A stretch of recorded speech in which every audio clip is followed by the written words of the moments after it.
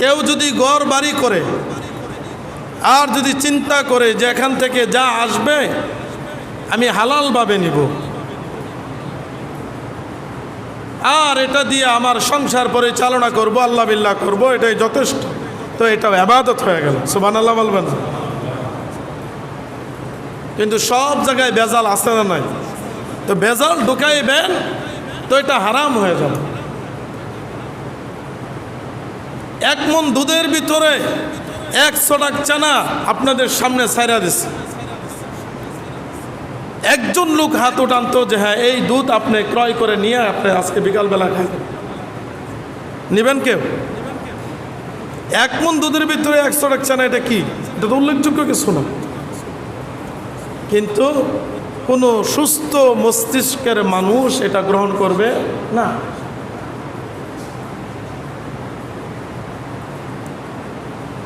বিশাল একটা পুষ্করণী, যেখানে টনকে টন পানি আছে, এখানে একটা কুকুর মইরা পয়সা গেছে, আপনি নেবেন সেখান থেকে পানি? না। পানি যদিও বেশি, কিন্তু আপনি এটা দেখতেছেন, এই জন্য আপনি এটা গ্রহণ করবেন না। তো একটা মানুষের কাছে লক্ষ লক্ষ টাকা পয়সা আছে, তো সেখানে যদি সে হারাম সামান্য ঢোকায় তো এটা নষ্ট হয়ে গেল। এটা হলো দুনিয়া। তো মানুষ তো বেকুফ হয়ে গেছে। আল্লাহ তাআলার নবী নির্বুধ বলেছেন, বেকুফ বলেছেন, বুকা বলেছেন, যারা দুনিয়াকে ভুলে যান। নবীজি সাল্লাল্লাহু আলাইহি ওয়াসাল্লাম বলেন, যারা আখিরাতকে ভুলে যায়, দুনিয়া নিয়ে ব্যস্ত হয়ে পড়ে, তারা হলো সবচাইতে বড় বোকা। আমরা তো বেকুফ দেখছি, বিভিন্ন ধরনের বেকুফ, কিন্তু রসুল যাকে বেকুফ বলেছেন আমরা ওই দিকে দৃষ্টিপাত করি। বিভিন্ন সময়ে বিভিন্ন বেকুফ আমরা দেখছি, বিভিন্ন বেকুফের ঘটনা আমরা পড়ছি। যেমন এক বেকুফের কথা আমি আপনাদেরকে শোনাই। কিতাবের ভিতরে আসছে যে এক সমাজের ভিতরে কেউ আয়না দেখে নাই কোনোদিন। খেয়াল করেন, কোনোদিনও আয়না দেখে না। ওই সমাজে এখনো পর্যন্ত কেউ আয়না দেখে না।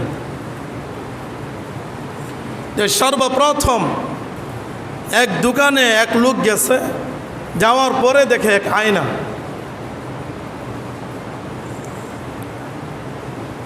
তো আয়না নিয়ে সামনে যখন ধরছে, তখন তার চেহারা আয়নার উপরে বেশি উঠছে। তো মানুষের মতন মানুষ আছে না, হুবহু মিলবে না, কিন্তু ধরন তো কিছুটা মিলে। এজন্য আমরা আমাদের সন্তান হলে অনেক সময় বলে থাকি যে এ তো তার বাবার মতো হয়েছে, এ তার মার মতো হয়েছে, এ তার মামার মতন হয়েছে, এ দেখতে তার নানার মতন দেখা যায়, হাত পাওয়ার আঙ্গুলগুলি তার বাবার মতো। বলি কি বলি না? হুবহু মিলবে না, এটা আল্লাহ তাআলার বিধান। বাকি কিছু নমুনা তো অবশ্যই মিলে। তো এই লোকে যখন আয়না তার সামনে ধরছে, দেখতেছে যে তার বাবার মতন দেখা যায়। জীবনে যেহেতু আয়না দেখে নাই, তো সে মনে করতেছে বেকুফ তো, যে আমার বাবা আয়নার ভিতরে আছে। তো কথা শুরু করছে যে বাবা, কয়েকদিন আগে বিয়া করলাম, তুমি আসলা না, এত সুন্দর আন্দামান্দা হইল, তুমি আসলা না, খাইলা না, তুমি আমার সাথে অভিমান করছো, আমার উপর রাগ করছো, বাবা মারা গেছে। বেকুফ তো কথা কইতেছে। দোকানদার বড় চালাক, চিন্তা করছে বেকুফ যেহেতু পাইছি, তো আজকে দান মারা যাবে। বেকুফে জিজ্ঞেস করছে যে ভাই, এই আয়নার ভিতরে আমার বাবা আছে, আয়নার দাম কত? বেকুফের চান্সে মাইরে দিছে 500 টাকা। বাবা যেহেতু এটার ভিতরে আছে, দাম যতই হোক এটা দরকার আছে না নাই, তো নিয়ে গেছে 500 টাকা দিয়ে।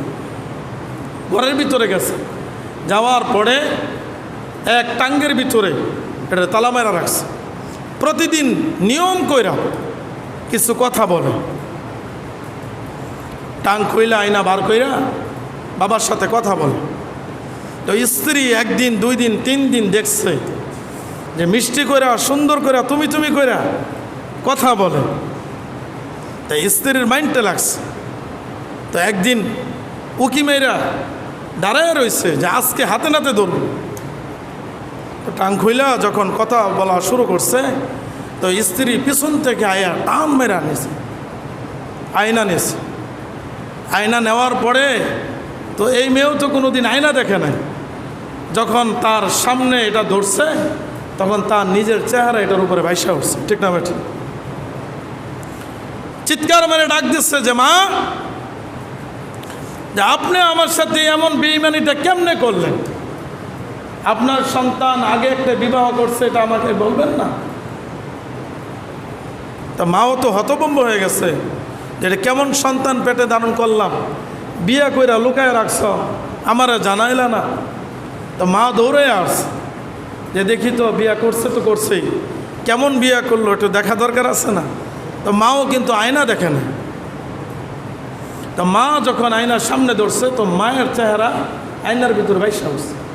তো মা বলতেছে যে বেকুফ, হারামি কোথাকার, বিয়ে করবি তো করবি, তো এরকম বুড়া বিয়ে করছিস কেন? এটা জওয়ান বিয়ে করতে পারলি না?